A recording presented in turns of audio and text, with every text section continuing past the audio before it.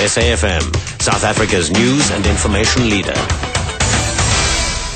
Your top stories this hour: a warning against attempts to curb press freedom, and Serena Williams says sorry.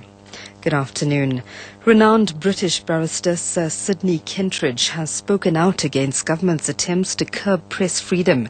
Delivering the annual Steve Biko Memorial Lecture in Cape Town, Kentridge has urged caution about any law which seeks to regulate the press. Still more dangerous would be any extension of the Official Secrets Act beyond its traditional scope of protecting military secrets which could be of use to an enemy. Once you have any more general definition of official secrets, you are going to inhibit legitimate investigative journalism. A constitutional law expert at the University of Cape Town, Pierre de Vos, says the provisions in the Equality Act dealing with hate speech might be unconstitutional. This follows the ruling by the Equality Court yesterday that banned the song Aisaba Magwala. De Vos says the judgment will not stand its ground in a court of appeal, as its interpretation can have a serious impact on freedom of expression in general. Mercedes Besent reports. De Vos describes the judgment as weird, saying the order is contradicting the reasoning of the judgment. Because the judgment says context matters when you decide whether something is hate speech. The order, on the other hand, says that regardless of the context, all ANC members, in fact all members of the public, will always be banned from singing the song. He says this judgment will now have an impact on all forms of freedom of expression. A practical example is the cartoon of the Prophet Muhammad.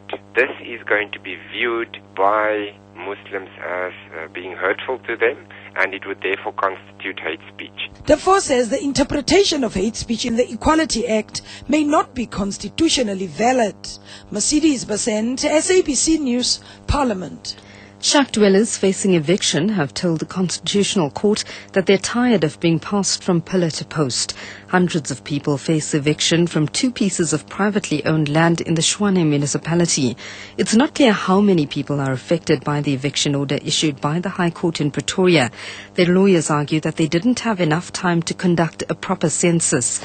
They have told the court that the municipality should be involved from the onset of such eviction applications to assist in providing alternative accommodation. Advocate Rudolf Janssen says shack dwellers can't simply be wished away. At least then just correct that part of the eviction order that gives the sheriff absolutely no instructions as to what should happen to these people. An eviction order, as happened initially on portion 15, where most of the land invasion took place, that type of eviction order where houses are broken down, that cannot be permissible. Because then happens what happens in this case. They simply go on to portion 25 and on to Skurveplaas. Scientists have made a breakthrough in HIV vaccine research. They're now able to establish why participants in one of their trials could be protected from the virus. Tests on the RV144 Thai vaccine study have revealed that participants who had certain antibodies had more protection from HIV infection than those who didn't.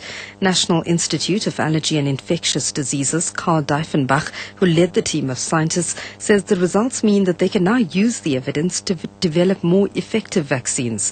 Tabile Mapanga reports from Bangkok in Thailand.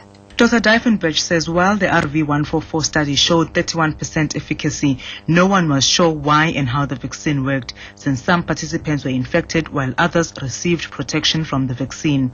Now they've been able to identify mechanisms that show how the vaccine worked. He says among the more than 6,000 participants, some had more IgA antibodies while others had more IgG antibodies. Their study has shown that if you had more IgA antibodies, you had more chances of being infected than those with IgG. With today's results, scientists will now be able to design new vaccines that induce the same antibodies that provide more protection. I'm Tabila Mapanga for SABC News in Bangkok in Thailand.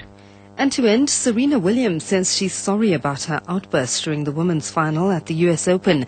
She harshly shouted at the refugee for penalizing her at a crucial point in the match. The tennis star says she got lost in the heat of the moment. Serena has been fined the equivalent of around 14,000 rand for the outburst, but reports say the star is less concerned about the money than how to get her game back on track. Your top story this hour, renowned British barrister Sir Sidney Kentridge has spoken out against government's attempts to curb press freedom. He says it would inhibit legitimate investigative journalism.